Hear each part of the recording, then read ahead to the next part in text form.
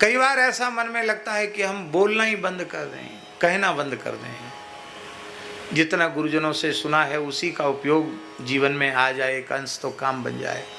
कई बार मन में आता एकदम छोड़ो, पास लाभ नहीं हो रहा, पर फिर भी गुरुजनों ने कहा है कि किसी एक व्यक्ति को भी लाभ जीवन में यदि मिल जाएगा तो तुम्हारे जीवन में जो कुछ कहा सुना है सब सफल हो जाएगा।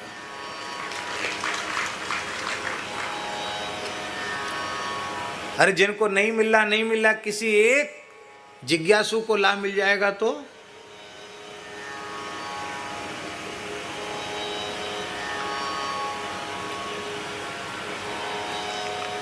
पटना में नागा बाबा ठाकुरबाड़ी में चौथे स्कंध पर प्रवचन हुआ 8 दिन में। भागवत के तीसरे स्कंध तक प्रवचन हुआ था बक्सर में, श्री सीताराम विवाह महोत्सव में। पूज्य मामा जी विराजमान थे उसमें, बक्सर वाले महाराज जी। फिर दूसरी कथा, उनका दूसरा स्थान पटना में है, नागा बाबा ठाकुरबाड़ी, वहाँ हुआ। तो सब ने कहा कि तीसरे स्कंद से आगे सुनाओ, खुले मन से सुनाना। तो हमने कहा ठीक है। तो 8 दिन में चौथा स्कंद हुआ, तो बहुत सुख मिला। ध्रुव जी का चरित्र खूब बढ़िया हुआ। उसमें एक लड़के पर प्रभाव पड़ा। क्या प्रभाव पड़ा? उसने बक्सर वाली कथा सुनी हुई थी। तब ये YouTube का ज़माना भी नहीं था। प्रत्यक्ष कथा सुनी थी बक्सर की। और जब नागा बाबा ठाकुरबाड़ी में कथा हुई 1 साल बाद, तो 1 साल में ही उस बच्चे में इतना परिवर्तन आया, हम आपको क्या बतावें। इतना विलक्षण परिवर्तन उस बच्चे में आया कि हम तो पता नहीं था कि ये कहाँ का लड़का है, कौन है, कैसा है। तो एक दिन हम कथा के बाद, चौथा 5वां दिन था, हम जा रहे थे ऊपर निवास की तरफ। तो बच्चा पीछे पीछे दौड़ा, बोले महाराज मैं आपसे मिल नहीं पा रहा हूँ, मुझे बहुत ज़रूरी आपसे मिलना है। तो आश्रम के व्यवस्थापक बोले कि अरे रे लड़का बड़ा खतरनाक है, बहुत रोता है, ये यहाँ था, इसको हमने कहा भैया दूसरी जगह रहो, यहाँ मत मरो। क्यों? बोले ये काफ़ी दिन हो गए इसने खाया पिया नहीं,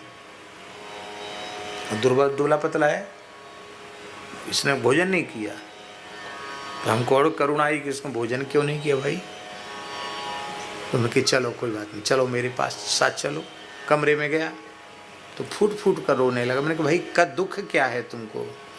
रो करके एक ही बात उसने कही, हम अकेले थे वो और हम 2 ही थे, तीसरा नहीं था।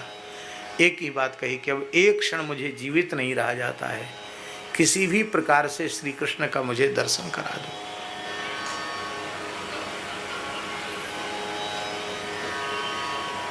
कहाँ के हो भाई? बोले पटना के आसपास कोई गांव का नाम बताया। वहाँ कहूँ पढ़े लिखे हो? बोले हाँ हमने नौकरी छोड़ दी है। नौकरी कहाँ? बोले सरकारी, जो वो सरकारी होटल होते हैं ना, सरकारी होटल क्या कहते हैं उसको? गेस्ट हाउस, सर्किट हाउस कहते, क्या कहते, उसमें मैनेजर के पद पर था वो, शिमला में। तो बोले नौकरी हमने छोड़ दी, आपकी कथा सुनी और अब मैं क्या साधन क्या करते हो? बोले द्वादशाक्षर मंत्र का जप करता हूँ। नौकरी छोड़ दी है। विवाह? बोले अभी विवाह नहीं किया, पिताजी पीछे पड़े। नौकरी छोड़ने से पिताजी बड़े नाराज हैं। कहाँ रहते? बोले खेत पे रहता हूँ, केवल भजन करता हूँ। तो भोजन क्यों नहीं किया? बोले क्या करें, मेरे भीतर कुछ जा ही नहीं रहा है, मैं बहुत विकल हूँ। मैंने कहा भाई तुम्हारे विरह को, विकलता को देख के हमें इतनी करुणा आ रही है कि हमारी सामर्थ्य होती तो तुम्हारी गोद में श्री कृष्ण को बिठा देते। पर मैं इतना कहता हूँ तुम हठ मत करो, भोजन करो। बड़ा आग्रह किया तो बोले हमको कंठी दे दो, तुलसी पहनने की बड़ी मैंने तुलसी दे दिया। फिर दूसरे दिन मैंने उसको बुलाया, कथा तो पूरी हो गई थी, तो मैंने हठ पूर्वक उसको कहा कि नहीं कुछ खाना पड़ेगा। बोले आपने जो खाया उसमें से 1 कण हमको दे दो।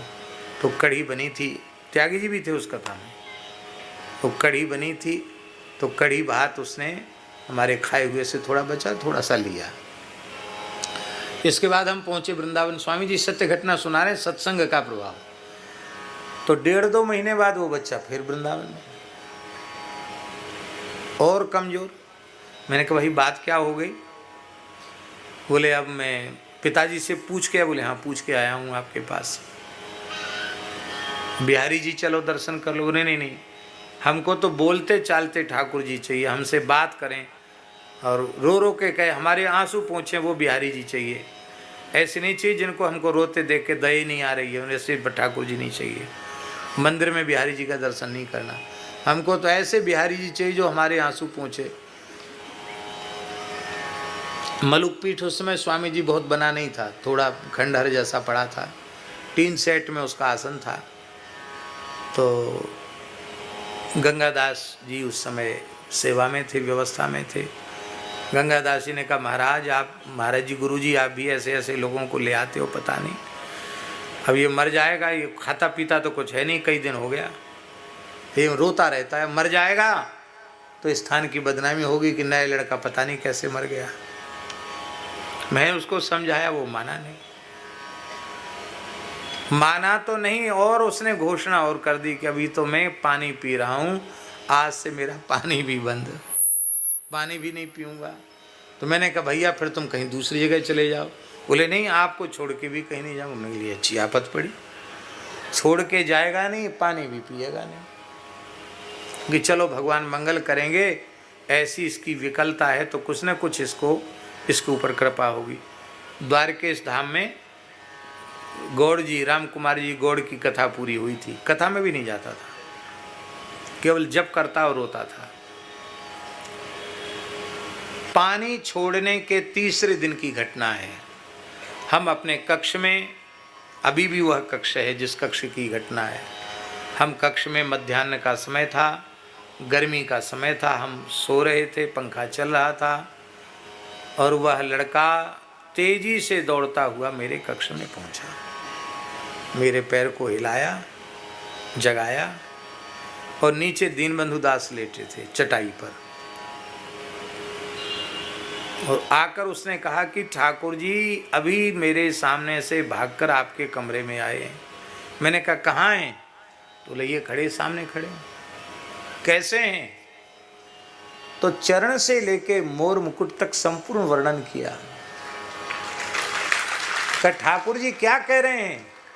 बोले ठाकुर जी करे आओ मेरे हृदय से लग जाओ। ऐसे कह के उसने दीवाल का आलिंगन किया। मुझे कुछ नहीं दिखा, मुझे ठाकुर जी नहीं दिखे, पर उसके स्वरूप को देखकर, उसकी विह्वलता को देख के लग रहा था कि इसको दर्शन हो रहा है। और फिर वो मूर्छित होकर गिर गया, बेहोश होकर गिर गया। हमने आवाज लगाई, जो हमारे निकट सो रहे थे, दीनबंधु दास को, उठ दीनबंधु, उठो उठो उठो। वो उठे ही नहीं, पता नहीं कैसी निद्रा, वो उठा नहीं। फिर मैंने थोड़ा गंगा जल लिया, उसके मुख में गंगा जल दिया। मैंने कहा कहीं गर्मी न चढ़ गई, वो पानी नहीं पी रहा है। मैंने कहा क्या हो गया तुमको? तो चरणों में सिर रख करके अत्यंत प्रसन्नतापूर्वक कहा कि मैं जो चाहता था वो हो गया। श्री कृष्ण ने मुझे हृदय से लगा लिया, मेरा काम पूरा हुआ। मैंने कहा अब तो रहो यहाँ। बोले नहीं, अब हमारा काम हो गया। कहाँ जाओगे? बोले अब मेरा मन है कि मैं हिमालय की ओर जाऊँगा, उत्तराखंड की ओर जाऊँगा। कहाँ रहोगे? बोले जहाँ कोई मनुष्य न हो, ना हम किसी को देखें ना कोई हमें देखे, वहाँ रहूँगा। मुझे आशीर्वाद दीजिए, मैं जा रहा हूँ। तो हमने कहा वहाँ ठंड है, कुछ कपड़ा ले लो। तो कहता न कपड़े की ज़रूरत है न पैसे की ज़रूरत है, आप दोनों हाथ सिर पे रख दो।